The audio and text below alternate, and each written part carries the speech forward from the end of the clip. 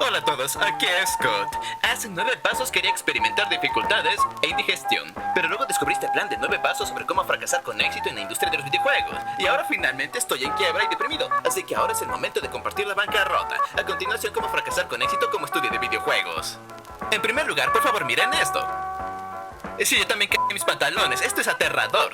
Queremos esto, pero en fracaso. Entonces, si eliminamos las N's, la T, la E, la D, la O y agregamos algunas A, C's, una L, una M, bueno, hijo de perra, tenemos un modelo a seguir. La industria de los videojuegos puede ser difícil. Estas cosas requieren mucho tiempo, dinero y mano de obra para armarlos. Si un juego que hace un desarrollador no cumple con las expectativas, podría ser suficiente para hundir todo el barco. Por eso, muchos distribuidores creen que los nuevos lanzamientos tienen que ser diseñados estratégicamente para ganar la mayor cantidad de dinero posible. Compras dentro del juego y microtransacciones, DLC del primer día, ediciones de coleccionista, ediciones doradas, aprovecharán cualquier oportunidad para sacar al máximo de la emoción de la gente por un juego nuevo. Debe ser agotador. Si lo piensan, ¿realmente querrían ser una empresa de videojuegos? Una vez intenté ser Activision, fue difícil, nadie me quería, era demasiado aterrador y despedía más de 800 personas, fue el peor Halloween de mi vida. Pero a veces, incluso después de despidos y recortes de costos, algunos estudios no llegan más allá de eso y cierran, experimentando el peor destino posible. Tener el mismo estatus de empresa que Acclaim. Por alguna razón, no parece que Acclaim haya desaparecido. Ese es un nombre que simplemente grita videojuegos. Es uno de los primeros distribuidores fuera de los principales en los que pienso cuando se habla del concepto de empresa de videojuegos. Y no sé por qué. Nunca fueron una empresa particularmente buena. Publicaron algunos NBA Jams, los primeros 2 juegos de Burnout, Turok, algunas versiones de consola de Mortal Kombat y un montón de juegos con licencia. Declararon bancarrota en 2004 y ¿qué les parece? Todavía no nos hemos derretido. Supongo que la existencia de Acclaim no es vital para nuestras vidas, pero sigue siendo difícil creer que no hayan existido por tanto tiempo. Son un nombre inolvidable en la industria. Al igual que Midway, su nombre se menciona bastante para una empresa muerta. Y eso es porque Warner Bros. Compró sus activos después de que declararan bancarrota en 2009 y todavía usan su nombre para lanzamientos de sus viejos títulos de arcade. Pero estas dos empresas, sus nombres son algunos de los más grandes de la historia de los videojuegos, y si los analizamos a ambos, es fácil ver dónde salieron mal las cosas. Midway alcanzó la mayor parte de su éxito en los arcades en los 80s y 90s, así que en mi opinión, si bien la mala gestión y decisiones pueden ser las culpables de su quiebra, cuando se vieron obligados a competir en el mercado de las consolas, parecía que estaban teniendo dificultades para intentar mantenerse al día con la competencia. Tenían Mortal Kombat, pero no mucho más. Acclaim nunca fue realmente tan bueno en general, así que cuando los estándares de calidad de los videojuegos aumentaron, sus ganancias bajaron. En retrospectiva, la muerte de un estudio de videojuegos es bastante comprensible y fácil de explicar, pero a veces su desaparición surge de la nada, simplemente cierran de repente, y eso siempre es deprimente en distintos grados. Incluso entonces diría que la idea de la desaparición de Atari ha perdido todo significado. Cada vez que abro el refri hay un artículo sobre la compra de Atari o su quiebra. Este Atari, sí, no es lo mismo que este, o este otro. El nombre ha estado circulando por años, entonces si bien Atari todavía existe, no tiene casi nada que ver con el Atari que todo el mundo conoce de los 70s y 80s. Este Atari actual solía llamarse Infogrames, hablando de un nombre que he visto cientos de veces, pero del que no sé nada. Pareciera que querían llamarse Infogames, ese nombre ya estaba tomado, así que dijeron ¡sí! Infogrames adquirió Hasbro, que había adquirido Atari antes, y luego cambiaron su nombre a ese. ¡Diablos! Hasbro Interactive también desapareció viejo. ¿Quién nos va a hacer el juego de Live para PC en 1998? Eso es lo que pasa muchas veces. Muchos desarrolladores y distribuidores de juegos ya no existen, pero siguen vivos gracias a fusiones o adquisiciones. A veces significa que el estudio todavía existe, solo que ahora con un nombre diferente. ¿Recuerdan a Namco? ¿Recuerdan a Bandai? ¿Por qué no fusionar los dos? Ahora tenemos Namco Bandai Games, que luego cambió a Bandai Namco Games, que luego cambió a Bandai Namco Entertainment. Gracias a Dios lo cambiaron 3 veces. Squaresoft y Enix, ambos conocidos por sus juegos de rol japoneses, se fusionaron para convertirse en Square Enix. Konami adquirió Hudson Soft y básicamente lo absorbió todo más adelante, eliminando el nombre. Bueno, al menos una de las franquicias de Hudson sobrevivió después de la fusión. Eso demuestra que a veces un estudio ya no existe solo por una reestructuración. Nintendo EAD era el estudio de desarrollo detrás de los juegos principales, Mario, Zelda, Animal Crossing, todos los juegos principales de Nintendo, y ellos ya no existen. Pero eso es solo porque Nintendo reestructuró sus estudios de desarrollo al fusionar Nintendo Entertainment Analysis and Development y Nintendo Software Planning and Development en un solo estudio interno, Nintendo Entertainment Planning and Development, Nintendo EPD. Cuando un estudio es adquirido por una empresa más grande, eso debe significar que el estudio está a salvo de ser cerrado, ¿verdad? ¿Qué eres, estúpido? Es desgarrador y frustrante ver que un estudio es comprado o puesto en marcha solo para hacer unos juegos y luego ser cerrado unos años después, y es algo que sucede con una frecuencia sorprendente.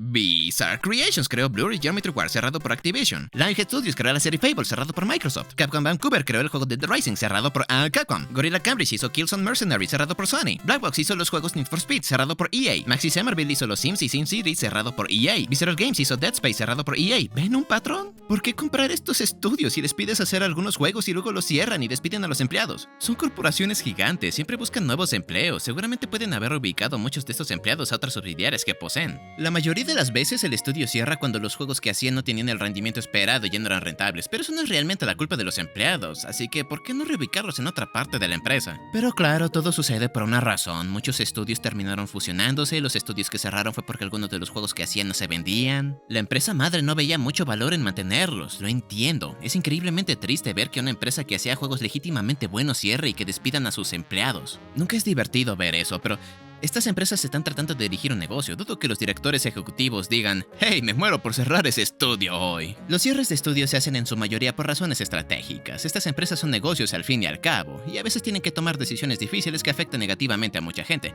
Es triste, pero tiene que pasar a veces.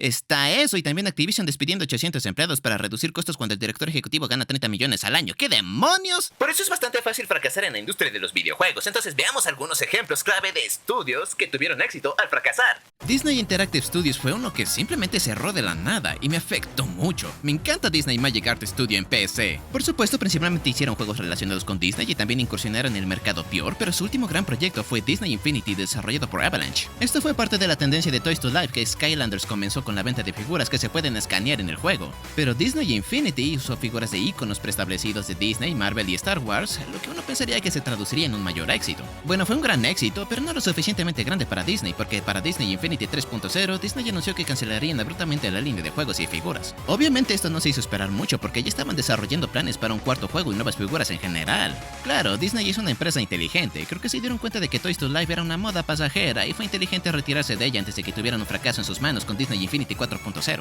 Era un mercado en decadencia. ¿Por qué intentar ganar más dinero con él y mantener un montón de figuras y juegos y vender?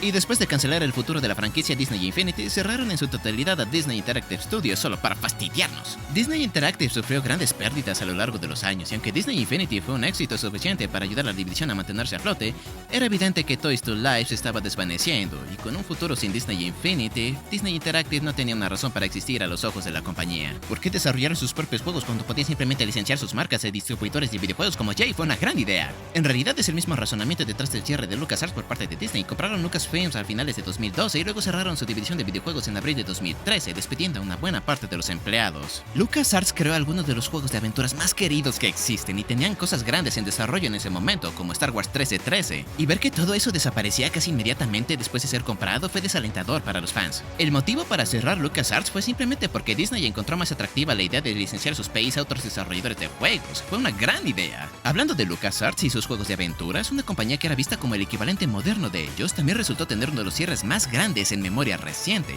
Telltale Games. Ahora bien, estos chicos han estado en el negocio por un tiempo. Inicialmente escuché de ellos cuando se anunció que estaban haciendo Volver al Futuro el juego en 2010. Era un juego de aventuras point and click que básicamente fungió como una cuarta película de Volver al Futuro. Eran conocidos principalmente por hacer cosas así, tomando franquicias de medios bien establecidos y convirtiéndolas en juegos de aventuras basados en historias episódicas. Trabajaron en un montón de títulos, pero realmente llegaron a lo más alto en 2012.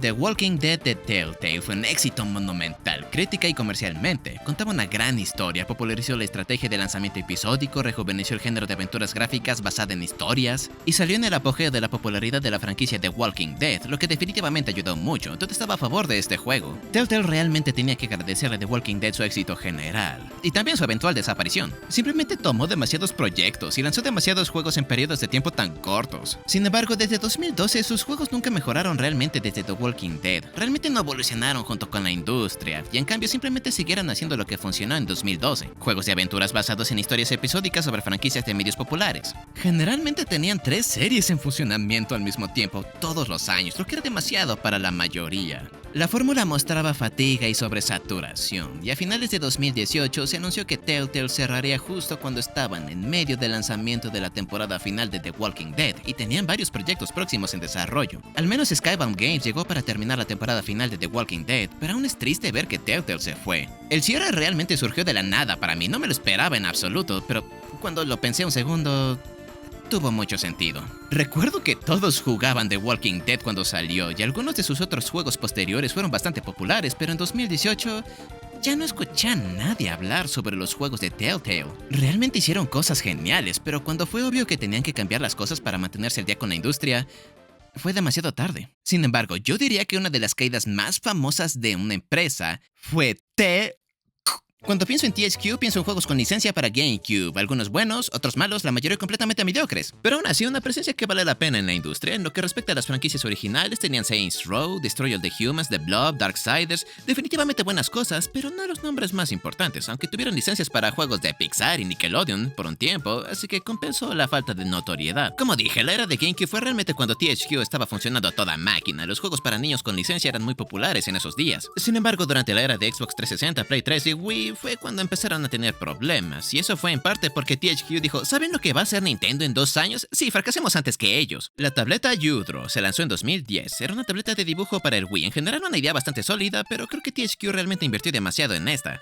Podrían haberse salido con la suya con solo la tableta y el software de dibujo incluido, pero no, hicieron un montón de juegos que requerían esta cosa. Nunca pensé que la tableta Yudro fuera digna de ser un accesorio que debería ser obligatorio para ciertos juegos. Eso es algo que Nintendo haría con su propia consola, con cosas como la tableta de balance Wii o Motion Plus. ¿De verdad creen que THQ pudo hacer eso por sí mismo? Los juegos de Yudro eran mayormente títulos para niños con licencia, y siento que muchos padres que solo querían darles a sus hijos algo lindo de Kung Fu Panda 2 en el Wii se sintieron decepcionados cuando se dieron cuenta de: oh, necesitamos esta tableta de dibujo de terceros de una empresa en quiebra. Pero en realidad, los problemas con Yudro empezaron a intensificarse cuando THQ decidió lanzarlo para Play 3 y Xbox 360. ¡Chale! Pon este cartel en donde quieras, asustarás a alguien. Aunque la tableta Yudro para Wii funcionó bien, en las otras consolas fracasaron estrepitosamente. En mi opinión, Yudro no tuvo un éxito lo suficientemente grande como para justificar su expansión a otras consolas que trajeron principalmente a un público completamente diferente al del Wii. Esta tableta fue una de las mayores contribuciones a la quiebra de THQ. Pero definitivamente hubo otros factores en juego. Los juegos para niños con licencia comenzaban a ser cada vez menos frecuentes. Piensen en cuántos había en consolas anteriores en comparación con el Xbox 360 en adelante. Especialmente hace unos años en plataformas modernas. Sin Acclaim y THQ lanzando juegos relacionados con películas, hizo que Activision lanzara algunos juegos basuras de los cazafantasmas. Si tuviera que adivinar por qué los juegos con licencia no son tan frecuentes ahora, puede deberse a que los costos de desarrollo son algo caros para las consolas HD. Pero hemos visto más juegos con licencia recientemente, y por Dios, creo que encontraron una manera de evitar los costos de desarrollo, y es no tener costos de desarrollo. ¡Qué idiota! Pero los juegos con licencia eran el pan de cada día de THQ, así que cuando no les iba bien, intentaban bajar el ritmo y centrarse en títulos serios y más maduros. Realmente no funcionó porque la mayoría de sus juegos eran bastante mediocres. Claro, juegos como Darksiders y Saints Row tienen sus fans, pero cuando apostaron principalmente por el juego Homefront para salvarlos de cerrar, creo que eso demuestra que THQ sin los juegos con licencia no eran gran cosa. Se declararon en bancarrota a principios de 2013 y subastaron sus activos. Juegos en desarrollo como South Park y Stick of Truth fueron comprados por Ubisoft, y franquicias como la serie WWE fueron compradas por 2K. Sin embargo, actualmente THQ está de vuelta de cierta forma. Nordic Games originalmente compró la mayoría de las franquicias originales de THQ, y más tarde en 2016 compró el nombre THQ y ahora opera bajo THQ Nordic, solo porque el nombre THQ sigue siendo bastante icónico, especialmente en comparación con el nombre Nordic Games. Su plan completo parece ser adquirir todas y cada una de las franquicias de juegos de nivel B jamás concebidas. THQ Nordic probablemente pronto adquirirá el estado de Nevada. Cuando una empresa de juegos cae, apesta. Muchas personas pierden su trabajo, los juegos pueden cancelarse y las franquicias estén en el limbo. Nunca es bueno que un buen estudio cierre sus puertas. Al menos existe la posibilidad de que las franquicias sean compradas por otras empresas mejores, los empleados conseguirán nuevos y mejores trabajos increíblemente rápido, o el estudio se fusionará con uno más grande y nada cambiará realmente más allá del nombre del estudio. Si bien todo sucede por una razón, el cierre de una empresa de videojuegos es una de las cosas más tristes que pueden salir en las noticias. Y ahí está, escucharme hablar por 13 minutos con el primer paso de nuestro plan de 9 pasos. Solo nos quedan 8 más hasta que este indicador de bancarrota baje aún más. No puedo soportar esto, necesitamos ganar dinero rápido. Ahora vendemos sopa. Siempre funciona.